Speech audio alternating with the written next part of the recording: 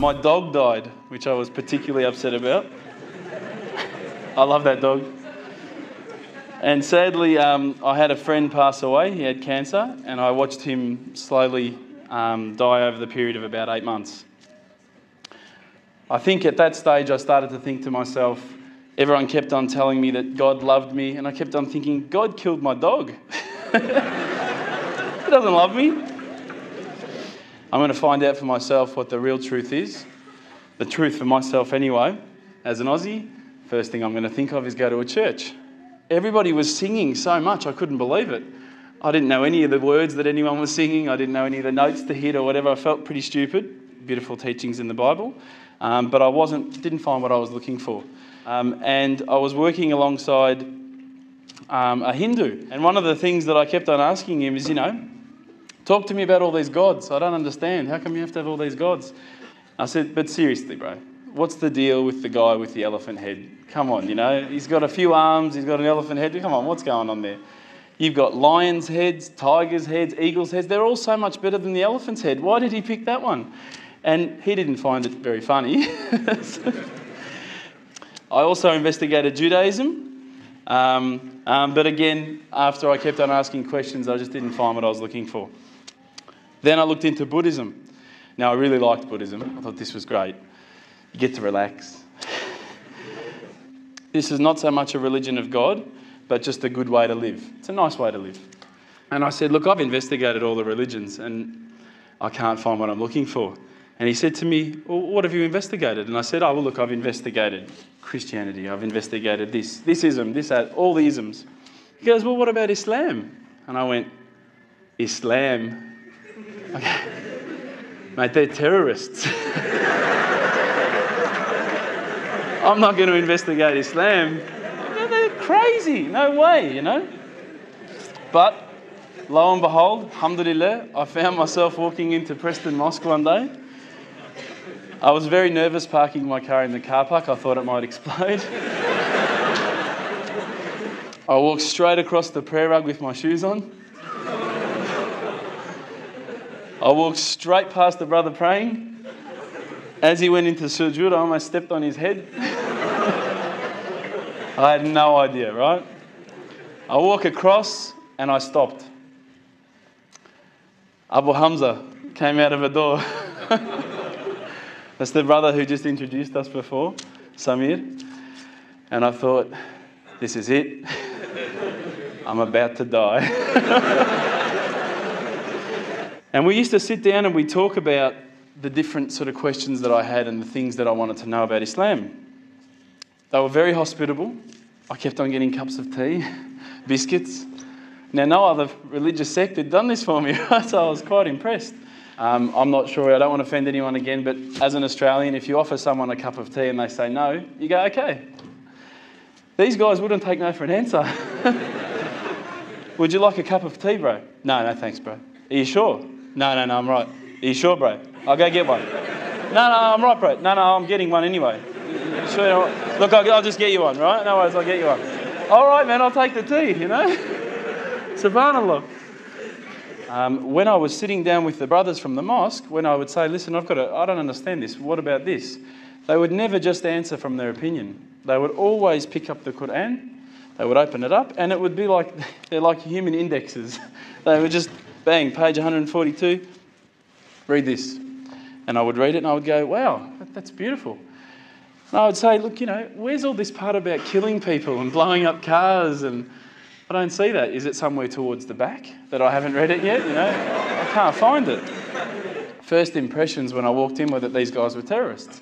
And I found nothing but the opposite. I found that they were the most hospitable, caring, nice people. I mean, these are guys that would say, do you need a lift home? Because they saw my car.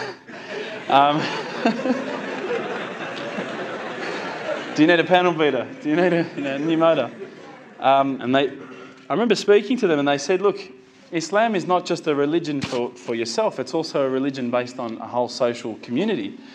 So alhamdulillah, I started realising that Islam is not just about each individual, it's also about a community.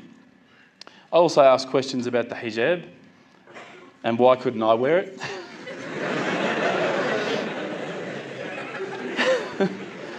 But once you start actually looking inside the religion, working as a whole unit, as in implementing every step of the way, it starts to make sense. And it started to make sense. And I stopped and I thought to myself, look, this is the time. Tonight, Allah and me, we're going to have a bit of a conversation. We're going to, we're going to bond. All I need from you, Allah, is just a sign. Just a little sign. Look, nothing too major, just maybe a bolt of lightning. Bolt of lightning for you, man. Come on, you created the earth. This is just a bolt of lightning. It'll be easy. So I sat there and I went, okay, go. And I swear to you, nothing happened. Absolutely nothing. I was really disappointed. I said, Allah, this is your chance. I'm here. I'm asking you. Where's my sign? Come on. I'll give you another chance. Maybe you were busy. It's night time here. It's busy over the other side of the world. Maybe I could just get a bit of a creak in the floor. Maybe I could hear a car backfire. Something that I'll know it's for me, but no one else will know. It's just between you and me. Again, I said, go. I'm waiting. And I waited. I think I waited about a minute.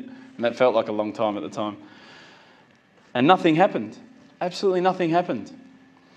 And I was really disappointed. I thought, I'm like on this cliff. I'm on the edge of a cliff. I'm about to jump into Islam and I just haven't been pushed. I haven't taken that little leap. So I turned the Quran. I turned to the next page where I'd finished off.